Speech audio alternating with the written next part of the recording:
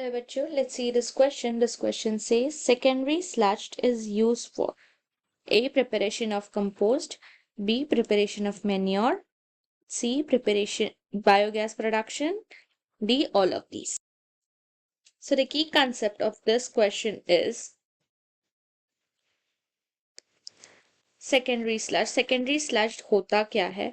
तो जब secondary treatment होती है सो उसके बाद जो स्लज मिलता है जो नीचे बैठ जाता है, हैवी होता है, तो वो टैंक में बैठ जाता है नीचे, तो उसे सेकेंडरी स्लज कहा जाता है। दूसरे वर्ड में उसको एक्टिवेटेड स्लज भी कहा जाता है। सो इन्हें एक्टिवेटेड स्लज भी कहा जाता है। सो ये क्या काम करते हैं? तो जो फ्लोक्स ऑफ बैक्टीरिया जो ट्रीटमेंट से मिले होते हैं इसके अंदर ये होते हैं। So flocs of bacteria obtained after treatment.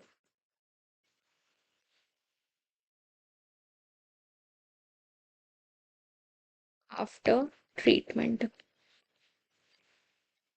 So treatment के बाद जो मिलते हैं वो ये होते हैं, ये नीचे बैठ जाते हैं। अब इनके अंदर होते हैं एनारोबिक बैक्टीरिया, मतलब जिनको जरूरत नहीं होती ऑक्सीजन की। एनारोबिक बैक्टीरियाज होते हैं ये सारे। अब इसके अंदर से ये क्या प्रोड्यूस करते हैं? ये एक गैस प्रोड्यूस करते हैं विच इज बायोगैस। सो ये मार्श गैस भी हम इसे कहते हैं। तो ये एक्चुअली एलिमेंट स्पेसिफिकली 3 प्रोड्यूस करते हैं। एक तो हाइड्रोजन हो गया, एक तो CH4 सबसे ज्यादा ये प्रोड्यूस करते हैं, और तीसरा होता है CO2।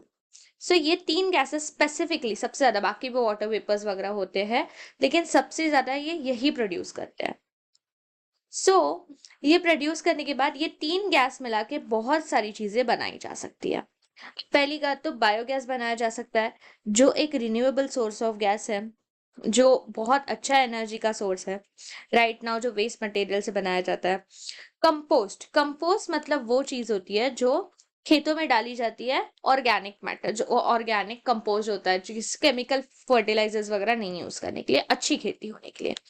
मैन्योर जो एनिमल्स खाते हैं, रेयरिंग एनिमल्स मैन्योर खाते हैं। सो इन सारी 3 चीजों से ये तीनों भी बन सकते हैं, बायोगैस, कंपोस्ट और मैन्योर। जो सेकेंडरी स्लज मतलब बैक्टीरिया जो मिले उनसे हम ये 3 चीज बना सकते हैं।